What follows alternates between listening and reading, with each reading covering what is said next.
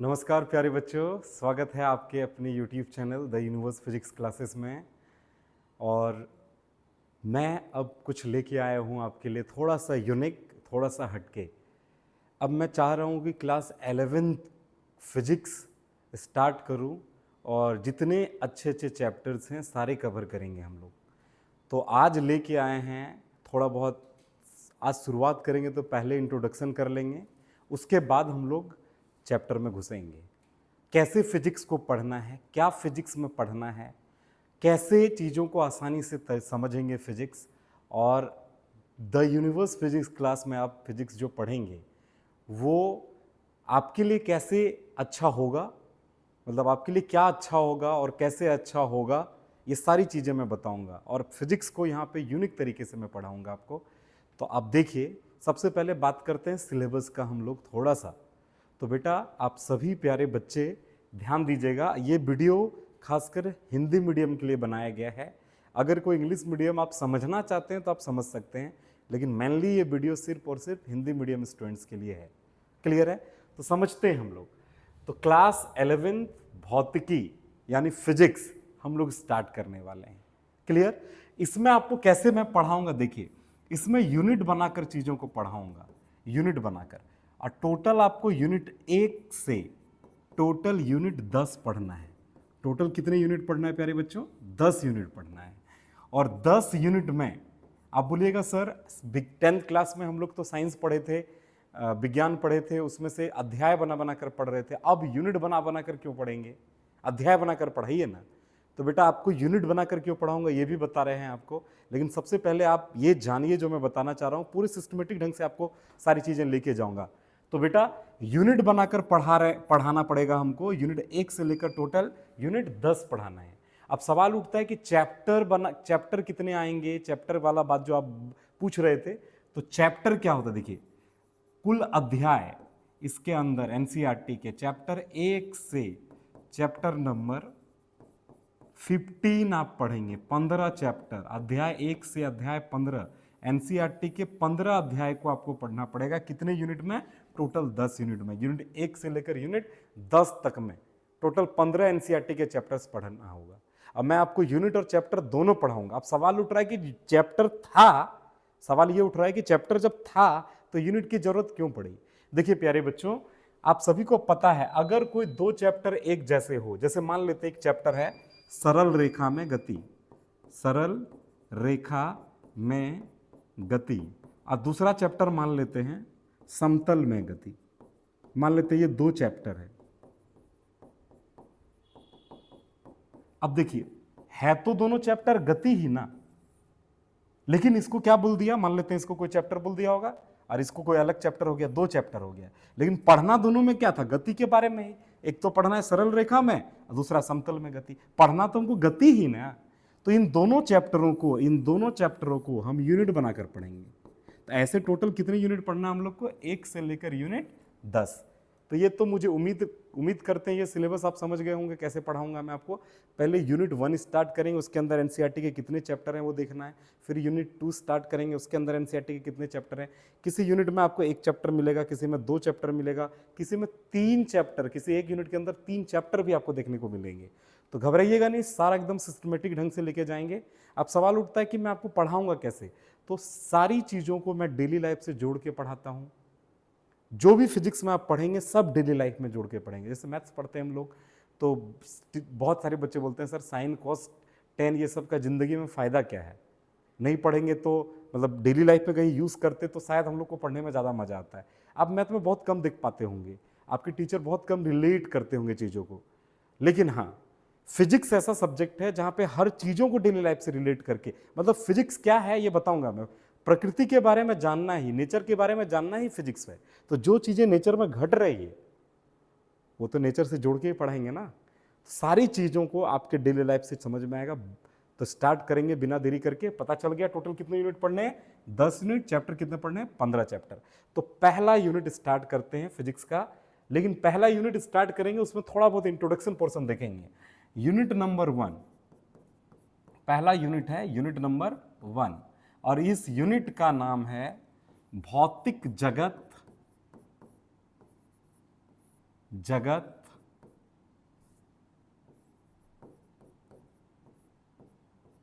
तथा मापन, भौतिक जगत तथा मापन, फिजिकल वर्ल्ड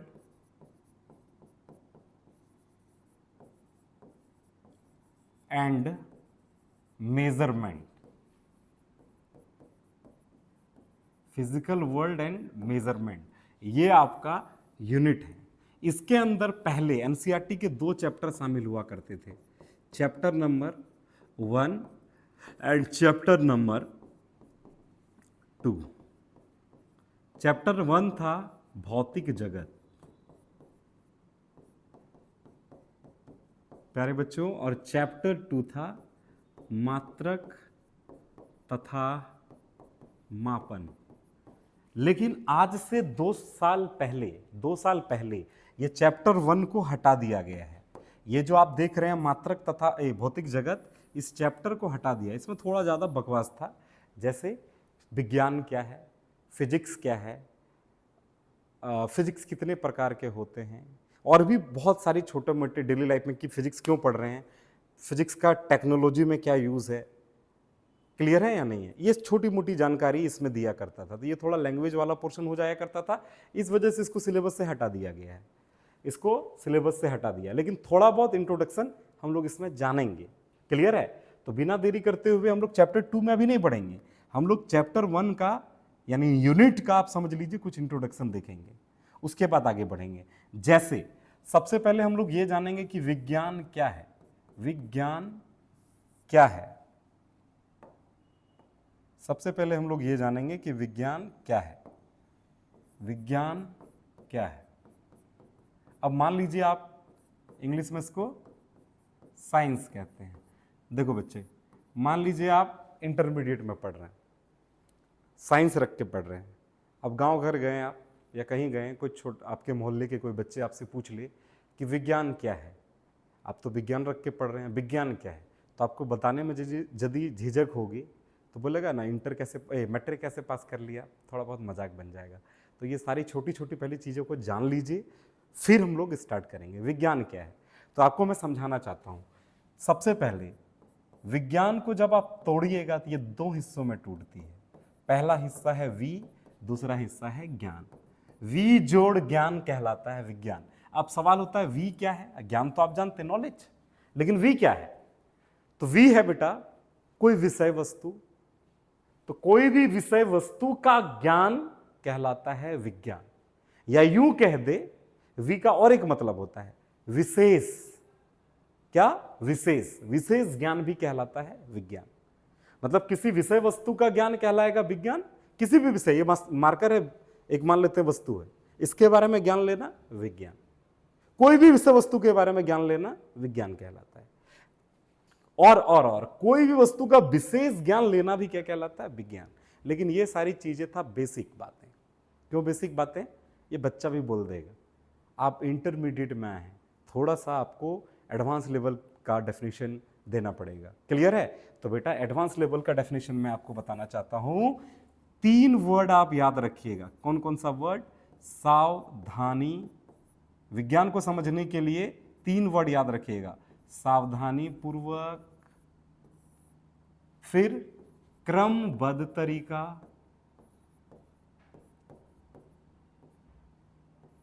क्रमबद्ध तरीके, एवं प्रयोगों एवं परीक्षणों, एवं प्रयोगों तथा परीक्षणों। ये 3 वर्ड आप याद रखिएगा। पहला सावधानी पूर्वक, दूसरा क्रमबद्ध तरीके, और तीसरा प्रयोग एवं परीक्षणों। ये 3 वर्ड याद रखिएगा तो विज्ञान का परिभाषा आपका हो जाएगा। तो क्या है विज्ञान? तो किसी भी, देखो बेटा, मान लेते हैं हमको विज्ञान के बारे में जानना है, तो मैंने क्या बोला, कोई भी विषय वस्तु के बारे में जानकारी लीजिए, विज्ञान कहलाता है। जैसे मान लेते हैं बारिश हो रहा है, ओला पड़ रहा है, ओला समझते हैं ना, बर्फ गिर रहा है, तो आपको बारिश के बारे में जानना है, तो आप क्या कीजिएगा, आप क्या कीजिएगा, सीधे जाके पानी में घुस जाएंगे। सॉरी मान लेते हैं बारिश हो रही है, ओला गिर रहा है, आपको बारिश के बारे में जानकारी लेना है कि कैसे हुआ, क्यों हुआ, ये प्रकृति में हो रहा है ना, तो इसका ज्ञान लेना विज्ञान। किसी भी चीज के बारे में ज्ञान लेना विज्ञान कहलाता है। तो आप क्या कीजिएगा, बारिश हो रहा है तो बारिश के बारे में जानकारी लेने के लिए आप क्या कीजिएगा, बारिश के अंदर चले जाए, मतलब बारिश जहाँ हो रही है, ओला पड़ रहा है, वहाँ जाके अपना सर फुड़वा लीजिएगा, नहीं ना रे। तो उस कंडीशन में आप क्या करेंगे, उसके बारे में जानकारी लेना है तो पहला, किसी भी चीज़ के बारे में जानकारी लेना है तो पहला तरीका क्या होगा बेटा कि उसकी जानकारी कैसे लेंगे, सावधानी पूर्वक लेंगे, सावधानी पूर्वक, सेफ्टी के साथ। जैसे मान लेते हैं पंखा घूम रहा है, तो पंखा कैसे घूम रहा है इसके बारे में जानकारी लेना है, तो आप क्या कीजिएगा, पंखा के बीच में अपना हाथ डाल दीजिएगा, हाथ कटवा लीजिएगा, तोड़ लीजिएगा, नहीं। तो किसी चीज़ के बारे में जो जानकारी लेंगे कैसे लेंगे, सावधानी पूर्वक। क्लियर है। उसके बाद तरीका होना चाहिए क्रमबद्ध तरीका। अब क्रमबद्ध तरीका क्या है इसको समझिए। जैसे मान लेते हैं आपसे मैं एक सवाल पूछता हूं कि अधिकतर बरसात का मौसम कब आता है, तो आप में से मैक्सिमम बच्चा बोलेगा सर बरसात का मौसम, क्या ठंडी के बाद बरसात का मौसम आता है, नहीं। तो कब आता है बरसात का मौसम, गर्मी के बाद बरसात का मौसम आता होगा, या ठंडी के बाद आता है, ठंडी के बाद नहीं, गर्मी के बाद बरसात का मौसम आता है। तो सवाल उठता है गर्मी के बाद बरसात का मौसम क्यों आया, क्योंकि गर्मी में नदी नालों के पानी क्या हुआ, गर्मी के कारण वाष्पीकृत हुआ, और वाष्पीकृत होकर आसमान की ओर गया, आसमान में जाकर बादल बना, और धूल कणों के साथ मिलकर वो जब भारी हो जाता है तो बरसात की बूंद के रूप में नीचे गिरती है। मतलब अगर गर्मी नहीं पड़ती तो क्या बरसात का मौसम आता, वाष्पीकरण होता पानी का, तो बरसात नहीं आता। मतलब किसी भी चीज के होने के पीछे एक क्रमबद्ध तरीका होता है। क्लियर है। तो किसी चीज का जानकारी हम लोग सावधानी पूर्वक लेंगे, क्रमबद्ध तरीके से लेंगे, और कैसे लेंगे, कैसे लेंगे, जैसे देखिए बारिश होने वाला रहता तो आपके मोबाइल में मैसेज आता है ना कि इतना घंटे बारिश होगा, इतना तेजी हवा के साथ बारिश होगा, तो आप घर से कृपया ना निकले, सुरक्षित रहें, ऐसे मैसेज आ जाता है। तो कौन भेजता है ये मैसेज, मौसम विभाग भेजता है। तो उसको कैसे पता है कि अभी बारिश होने वाला, तेज हवा बहने वाली है। क्लियर है। वो क्या करता है, प्रयोग करके एक परीक्षण निकालता है। क्लियर है कि इतना गर्मी पड़ी, इतना पानी वाष्पीकृत हुआ होगा, इतना बादल बना होगा, और इस हिसाब से बारिश हुई होगी, होने की संभावना वो बताता है। तो किसी भी चीज का जानकारी लेना है, पहला तरीका क्या है बेटा, सावधानी पूर्वक लीजिए, फिर क्रमबद्ध तरीके से लीजिए, और उसको प्रयोग एवं परीक्षण करके देखिए।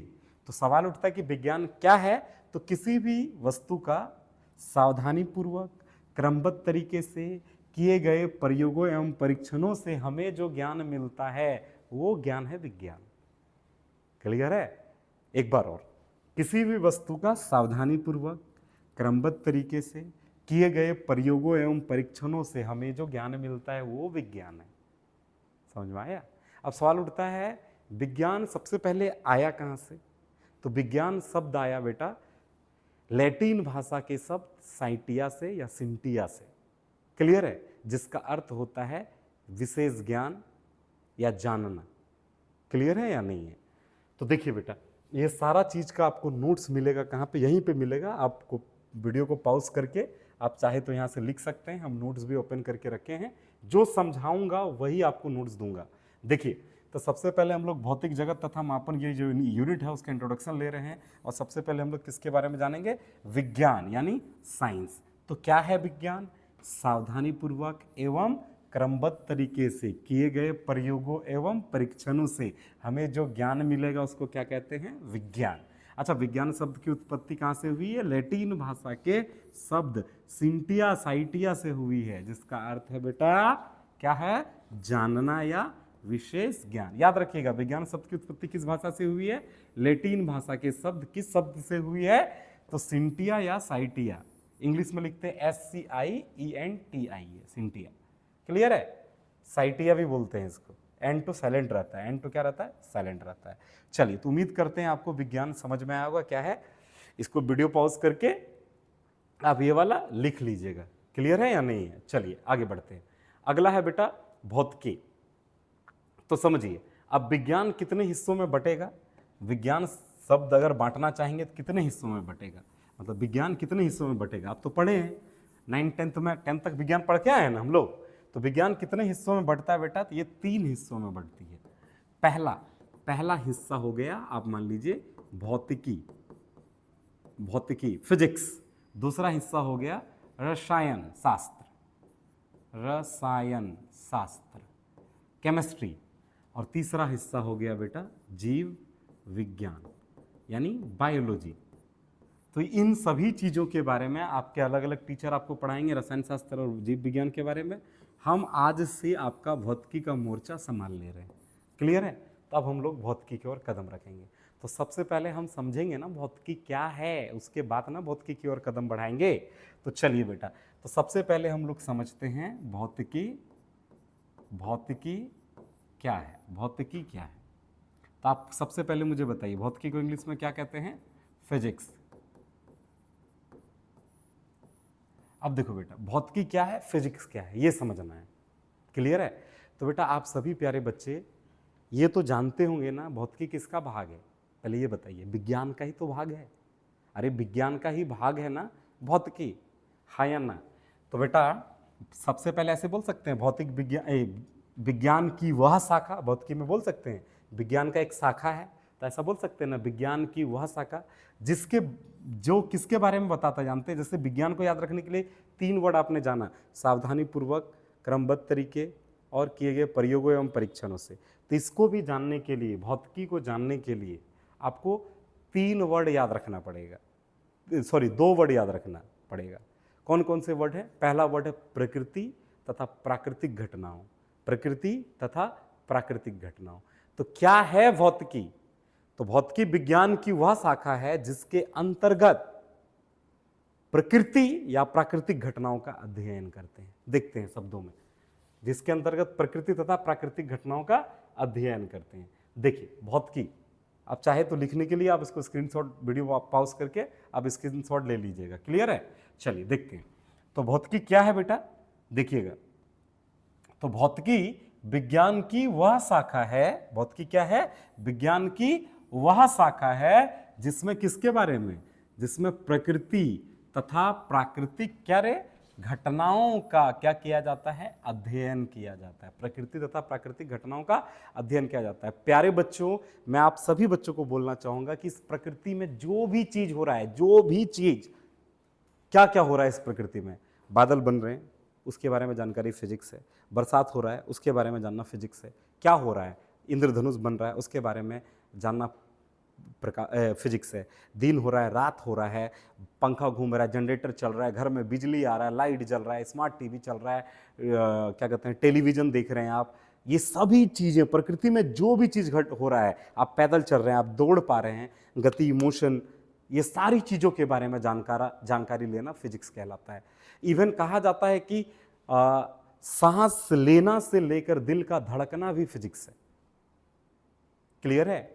अब बोलिएगा, बहुत बच्चा बोलेगा सर दिल का धड़कना फिजिक्स क्या है, कैसे है? देखो बेटा, आप सभी प्यारे बच्चे दिल को ऐसे ही बदनाम करके रखा है आपने। क्लियर है? गलत गलत चीज़ों में दिल को बोल देते हो कि धड़क रहा है, इसके लिए उसके लिए, ये सब फालतू करके रखे हुए। दिल का ओरिजिनल काम क्या है? हमारे बॉडी के सभी जितने भी नसें हैं वहाँ तक ब्लड को पंप करना, बॉडी के हर एक पार्ट तक ब्लड को पहुँचाना, यही करता है ना। हार्ट क्या करता है? दिल क्या करता है? पंप करता है, पंप करता है। हर जगह बॉडी के हर पार्ट तक आपको खून को सप्लाई करना, ब्लड को भेजना। अब जब आप दौड़ते हैं तो आपका बॉडी बहुत ज़्यादा तेज काम करता है, तो तेज काम करने के चक्कर में ब्लड का सर्कुलेशन फास्ट करना होता है, तो आप देखते हो दौड़ते समय आपका दिल थोड़ा ज़्यादा धड़कता है। तो दिल कितना तेजी से प्रेशर भेजे, दिल ब्लड को कितना प्रेशर से भेजे, प्रेशर यानी दाब, उसके बारे में कहाँ पढ़ोगे? फिजिक्स में। तो दिल का धड़कना फिजिक्स है या नहीं है? बाकी दिल वाला पार्ट जो है वो जीव विज्ञान का है, लेकिन दिल का धड़कना कितने तेज़ी से धड़केगा, कितने कम तेज़ी से धड़केगा, ये सब के बारे में अध्ययन कहाँ करेंगे आप? दाब के बारे में अध्ययन कहाँ करेंगे आप? फिजिक्स में करेंगे। उम्मीद करते होंगे, कमत कर रहे हैं कि आपको समझ में आएगा। तो बेटा विज्ञान फिजिक्स क्या है? भौतिक विज्ञान की वह शाखा जिसके अंतर्गत प्रकृति तथा किसके बारे में? प्राकृतिक घटनाओं के बारे में अध्ययन करेंगे, क्या कहलाएगी? भौतिकी कहलाएगी। क्लियर है या नहीं? चलिए, ऐसे ही जैसे जिस प्रकार विज्ञान कहीं ना कहीं खोज हुई है, उसी प्रकार भौतिकी की भी सर्वप्रथम कहीं ना कहीं से आया होगा ना। तो भौतिकी शब्द की उत्पत्ति ग्रीक भाषा के, कौन से भाषा के? ग्रीक भाषा के शब्द किससे हुई है? फ्यूसिस से हुई है। किससे हुई है? फ्यूसिस, और जिसका अर्थ होता है बेटा प्रकृति। देखिए, भौतिकी की उत्पत्ति ग्रीक भाषा के शब्द फ्यूसिस से हुई है, जिसका अर्थ क्या है?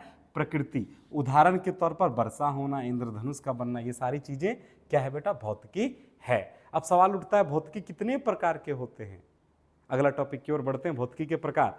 तो भौतिकी को उसके कार्यक्षेत्र के आधार पर 2 वर्गों में विभाजित किया जाता है। भौतिकी को कितने वर्गों में विभाजित किया जा सकता है प्यारे बच्चों?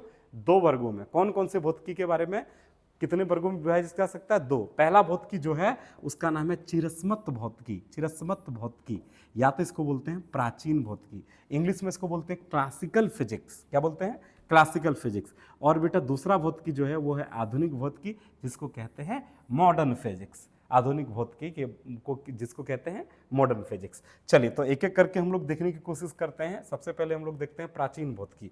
किसके बारे में देखेंगे? प्राचीन भौतिकी, और उसके बाद देखेंगे आधुनिक भौतिकी। लेकिन इन दोनों के बारे में देखने से पहले सबसे पहले आपको जानना होगा 2 चीजें। एक चीजें समझना होगा बेटा स्थूल, और दूसरा चीजें समझना होगा सूक्ष्म। तो स्थूल को कहते हैं macro, MACRO, MACRO, macro, MACRO, मैक्रोस्कोपिक्स। और दूसरा बेटा सूक्ष्म को कहते हैं माइक्रो, माइक्रोस्कोपिक्स। अब देखिए बेटा, स्थूल मतलब होता है आकार में बड़ा। स्थूल मतलब होता है आकार में बड़ा, और सूक्ष्म मतलब होता है बेटा आकार में बहुत छोटा। आकार में बहुत छोटा। क्लियर है? जिसको खुली आंख से हम नहीं देख पाते वो कहलाएगा सूक्ष्म, और जिसको खुली आंख से देख पा रहे हैं उसको कहलाएंगे, क्या कहलाएगा? क्या कहते हैं? स्थूल। अब देखो बेटा समझो, क्या आज से 200 साल 300 साल पहले सूक्ष्मदर्शी की खोज हुई थी? नहीं हुई थी। तो जो भी खुली आंख से नहीं देख पा रहे थे उनके बारे में क्या स्टडी हम लोग कर पा रहे होंगे? नहीं कर पा रहे होंगे। जिसको खुली आंख से देख पा रहे थे उसी का स्टडी करेंगे ना। तो प्राचीन भौतिकी में सूक्ष्मदर्शी, पुराने जमाने में सूक्ष्मदर्शी तो था नहीं, तो हम जो चीज़ों को देख पाएं उसी के बारे में पढ़ें और उसी के बारे में जानें। तो ये इसके बारे में, प्राचीन चीज़ों के बारे में, यानी प्राचीन चीज़ों मतलब जिसको हम खुली आंख से देख पाएं उसको क्या बोलेंगे? स्थूल। तो प्राचीन भौतिकी में या चिरस्मत भौतिकी में स्थूल संबंधित घटनाएं शामिल होंगी। जैसे क्या हम उष्मा को पुराने टाइम में देख पाए थे? आज से 200 साल पहले 300 साल पहले? अरे था कि नहीं उष्मा? 200 साल पहले 300 साल पहले उष्मा था या नहीं था? था। खाना बनाता था 200 साल 300 साल पहले आदमी। तो उष्मा के बारे में जानकारी हम पुराने टाइम में किए तो वो प्राचीन भौतिकी हो गया। प्रकाश था कि नहीं? प्रकाश भी था। तो प्रकाश के बारे में जानेंगे कौन सा भौतिकी में? प्राचीन भौतिकी में। चुंबक था या नहीं था? चुंबक के बारे में, मैग्नेट था या नहीं था? इसके बारे में जानेंगे कौन सा भौतिकी में? प्राचीन भौतिकी में। तो मतलब प्राचीन भौतिकी क्या है? जो स्थूल घटनाओं से संबंधित होंगी। चलिए तो देखते हैं बेटा प्राचीन भौतिकी को, आगे बढ़ते हैं। देखिए, तो भौतिकी को उसके कार्य क्षेत्र के आधार पर 2 वर्गों में बांटा गया है। पहला चिरस्मत भौतिकी या प्राचीन भौतिकी, क्लासिकल फिजिक्स। दूसरा आधुनिक भौतिकी, मॉडर्न फिजिक्स। क्लियर है? स्थूल कौन सा है? मैक्रोस्कोपिक, आकार में बहुत बड़ा, और सूक्ष्म मतलब मैक्रोस्कोपिक, माइक्रोस्कोपिक माने आकार में छोटा। तो प्राचीन भौतिकी क्या है? यह भौतिक विज्ञान की वह शाखा है जो मुख्य रूप से स्थूल घटनाओं से संबंधित है। स्थूल घटनाओं से संबंधित मतलब बड़ी बड़ी चीजों से संबंधित है, जिनको हम खुली आंख से देख पाते होंगे। क्लियर है? पुराने समय में जिसको देख पाए उसी के बारे में पढ़े हैं, वो कौन सी भौतिकी होगी? प्राचीन भौतिकी। तो इसमें कौन कौन से विषय सम्मिलित है? देखिए, इसमें उष्मा, चुंबक तथा प्रकाश की जैसे विषय सम्मिलित होते हैं। कौन सा भौतिकी में? प्राचीन भौतिकी में। अब आते हैं बेटा आधुनिक भौतिकी की ओर। आधुनिक भौतिकी जिसको खुली आंख से नहीं देख पाते हैं उन सभी घटनाओं का अध्ययन करेंगे आधुनिक भौतिकी में। क्लियर है या नहीं? तो मतलब जिसको खुली आंख से नहीं देख पाएंगे वो सूक्ष्म चीजें हो गए। तो आधुनिक भौतिकी के अंदर सूक्ष्म संबंधित घटनाओं का अध्ययन करेंगे। क्लियर है? और वो कौन कौन सा चीज है? देखिए, इलेक्ट्रॉन, प्रोटॉन, न्यूट्रॉन, ये सब खुली आंख से देख पाते हैं आप? नहीं। इन सब चीजों के बारे में हम लोग अध्ययन करेंगे। क्लियर है? परमाणु, अणु, ये सब के बारे में अध्ययन करेंगे। क्लियर है? तो पढ़िए, यह कौन? आधुनिक भौतिकी। आधुनिक भौतिकी कौन है? यह भौतिक विज्ञान की वह शाखा है जो मुख्य रूप से सूक्ष्म घटनाओं से संबंधित है। इसमें कौन कौन से सब्जेक्ट शामिल है? इसमें परमाणु तथा नाभिकों के स्तर के सूक्ष्मतम पैमाने जैसे इलेक्ट्रॉन, प्रोटॉन तथा अन्य मूल कणों पर विचार किया जाता है। किसमें? आधुनिक भौतिकी में। उम्मीद करते हैं समझ में आया होगा। चलिए अगला टॉपिक की ओर बढ़ते हैं, प्रकृति में मूल बल। क्लियर है? अब प्रकृति में कितने मूल बल हैं? तो देखिए बेटा, एक लास्ट टॉपिक है, इसके बाद हम लोग अगला चैप्टर आप देख रहे होंगे शुरू किए हैं।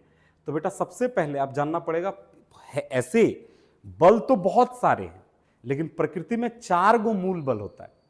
कितने को मूल बल होता है? 4 मूल बल होता है। उसमें से पहला जो मूल बल है वो है गुरुत्वाकर्षण। उसके बाद कौन सा है बेटा? उसके बाद कायदे से इसको नंबर 2 दीजिएगा, ये नंबर 3, इसके बाद नंबर 4 गुरुत्वाकर्षण बल। उसके बाद दुर्बल नाभिकीय बल, उसके बाद होता है विद्युत चुंबकीय बल, और सबसे लास्ट में जो पढ़ेंगे वो कौन से के बारे में पढ़ेंगे? प्रबल नाभिकीय बल। गुरुत्वाकर्षण बल को ग्रेविटेशनल फोर्स कहते हैं, विद्युत चुंबकीय बल को इलेक्ट्रोमैग्नेटिक फोर्स कहते हैं, दुर्बल नाभिकीय बल को वीक न्यूक्लियर फोर्स कहते हैं, और प्रबल नाभिकीय बल को स्ट्रॉन्ग न्यूक्लियर फोर्स कहते हैं। क्लियर है?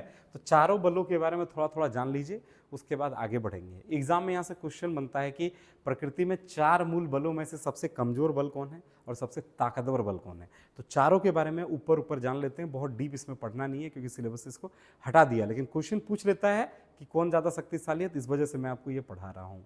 चलिए तो आगे बढ़ते हैं। तो सबसे पहले समझते हैं गुरुत्वाकर्षण बल क्या है। तो गुरुत्वाकर्षण बल क्या है बेटा, समझिए। गुरुत्वाकर्षण बल, आपको यदि पूछो कि गुरुत्वाकर्षण बल क्या है तो आप क्या बोलिएगा? पृथ्वी जिस बल से चीज़ों को अपनी ओर आकर्षित किया वही गुरुत्वाकर्षण बल है, जबकि सरासर गलत है। इस बल को बोला जाता है गुरुत्व बल। कौन सा बल? गुरुत्व बल। तो पृथ्वी जो बल से चीज़ों को आकर्षित करती है वो गुरुत्वाकर्षण नहीं है, वो गुरुत्व बल है। तो सवाल उठता है गुरुत्वाकर्षण बल क्या है? तो गुरुत्वाकर्षण बल कोई भी 2 वस्तु है, जैसे मान लेते हैं कि ये एक वस्तु है और ये कोई दूसरा वस्तु। अब दोनों एक दूसरे को क्या करता है? आकर्षित करता है। तो 2 वस्तुओं के बीच लगने वाला आकर्षण बल को गुरुत्वाकर्षण बल कहते हैं। तो आप बोलिएगा सर गुरुत्वाकर्षण बल 2 वस्तुओं के बीच लगने वाला आकर्षण बल है, तो ये दोनों एक दूसरे से चिपक क्यों नहीं रहे?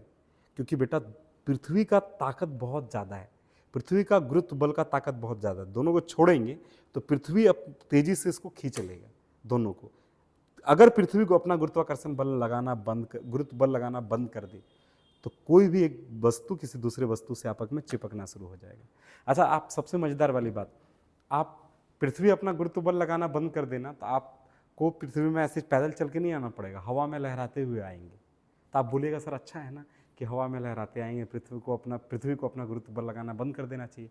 नहीं बेटा, पृथ्वी अगर अपना गुरुत्व बल लगाना बंद करेगा ना तो क्या होगा? आप हवा में तो आ रहे हैं, उधर से कोई चट्टान हवा में आ रहा है, चट्टान ज़्यादा ताकतवर है, गुरुत्व बल तो लगना बंद हो गया, लेकिन गुरुत्वाकर्षण बल तो लगेगा।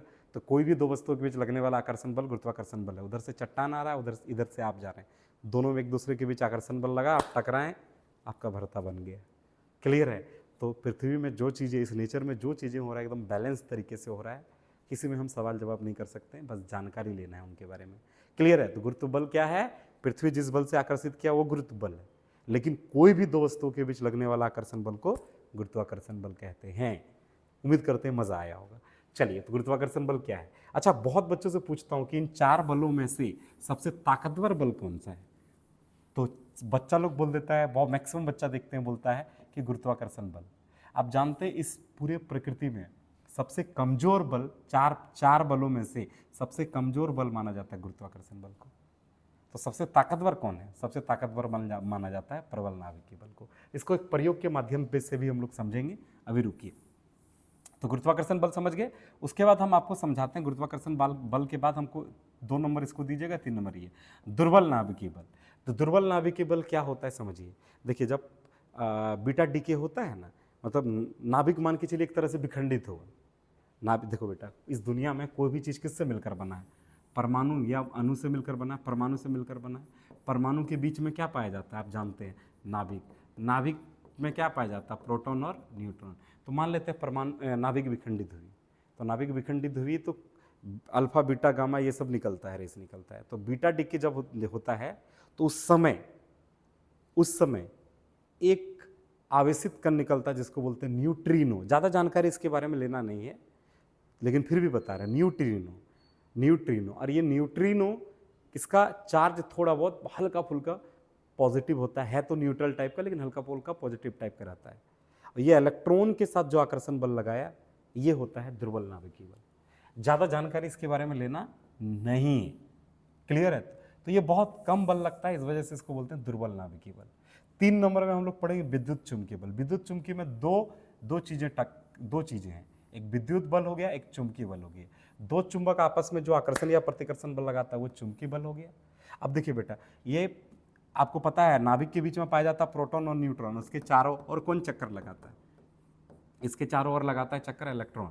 तो इलेक्ट्रॉन, प्रोटॉन और न्यूट्रॉन, ये तीनों को बोला जाता है आवेश। क्या बोला जाता है? आवेश। अब ये दोनों, जैसे मान लेते हैं एक धनात्मक आवेश है, यानी प्रोटॉन धनात्मक आवेश होता है, इलेक्ट्रॉन ऋणात्मक आवेश होता है, और इस पे तो कोई आवेश ही नहीं होता है, जीरो होता है। तो कोई प्रोटॉन और प्रोटॉन यानी पॉजिटिव पॉजिटिव आवेश के बीच में क्या लगता है? बल लगता है। या तो आकर्षण बल लगेगा या तो प्रतिकर्षण बल लगेगा। तो इसमें जो बल लगा ना, या इलेक्ट्रॉन इलेक्ट्रॉन पे, इलेक्ट्रॉन इलेक्ट्रॉन पे, या देखिए पॉजिटिव चार्ज है तो प्रतिकर्षण करेगा, दोनों पॉजिटिव है, सेम चार्ज आपस में प्रतिकर्षण करता है। जैसे इलेक्ट्रॉन इलेक्ट्रॉन सेम चार्ज हुआ प्रतिकर्षित करेगा, लेकिन विपरीत चार्ज रहे, जैसे विपरीत आवेश रहे, एक पॉजिटिव एक नेगेटिव, ये करता है आकर्षण। तो ये जो आकर्षण हुआ या प्रतिकर्षण हुआ, इस बल को कहते हैं विद्युत बल। ऐसे ही चुंबक भी आपस में आकर्षण या प्रतिकर्षण करता है, तो चुंबकीय बल। दोनों बल को मिलाकर बोलेंगे विद्युत चुंबकीय बल। क्लियर है? तो उसके बाद कौन शक्तिशाली होता है? सबसे कमजोर होता है गुरुत्वाकर्षण बल। उसके बाद उससे गिरा ताकतवर होता है दुर्बल नाभिकीय बल, और उससे ज्यादा दुर्बल नाभिकीय बल से ताकतवर होता है 3 नंबर में विद्युत चुंबकीय बल। और बेटा सबसे ज्यादा ताकतवर माना जाता है प्रबल नाभिकीय बल। अब सवाल उठता है प्रबल नाभिकीय बल क्या है? तो प्रबल नाभिकीय बल बोलता है, देखिए कोई भी परमाणु के बीच में पाया जाता है नाभिक, और कहा जाता है परमाणु को अगर बम से भी उड़ा दिया जाए तब भी नाभिक नहीं टूटता है। तो नाभिक को इतना तेजी से बांध के कौन रखता है? इतना स्ट्रॉन्ग ताकत से बांध के कौन रखता है? तो जो बल नाभिक को एकदम टाइटली बांध के रखता है ताकि वो विखंडित ना हो, उसी बल को बोला जाता है प्रबल नाभिकीय बल। तो जो बल का बॉन्ड बम से उड़ाने पे भी नहीं टूटा, तो वो ताकतवर होता है या नहीं होगा? या नहीं होगा? तो सबसे ताकतवर प्रबल नाभिकीय बल। यहाँ पे देखिए लाइन बाय लाइन हम दिखाने की कोशिश की, सब मिटा देते हैं बेटा।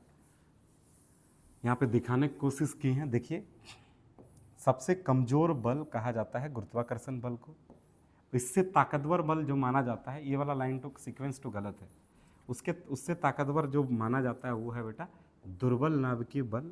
और दुर्बल नाभिकीय बल से ताकतवर, प्रबल नाभिकीय बल को बाद में करना, दुर्बल नाभिकीय बल के जगह बल के बाद इससे जो ताकतवर होता है वो होता है विद्युत चुंबकीय बल। और सबसे ताकतवर जो बल होता है वो है बेटा प्रबल नाभिकीय बल। तो सबसे ताकतवर पहले गुरुत्वाकर्षण बल नंबर 1, और नंबर 2 यहाँ पड़ेगा, उससे ताकतवर होता है दुर्बल नाभिकीय बल। तीसरा नंबर उससे ताकतवर होता है विद्युत चुंबकीय बल। और सबसे चौथा नंबर सबसे ताकतवर बल होता है प्रबल नाभिकीय बल, स्ट्रॉन्ग न्यूक्लियर फोर्स। उम्मीद करते हैं ये मज़ा आया होगा। क्लियर है या नहीं है? तो इसी के साथ जो हमारा भौतिक जगत वाला पार्ट था, जो सिलेबस से हट गया है लेकिन पढ़ना था क्योंकि एग्जाम में यहाँ से क्वेश्चंस बनता है, इस वजह से आपको पढ़ाए। क्लियर है या नहीं है? तो उम्मीद करते हैं आपको समझ में आया होगा यहाँ तक जो पढ़ाए हैं। अभी आगे हम लोग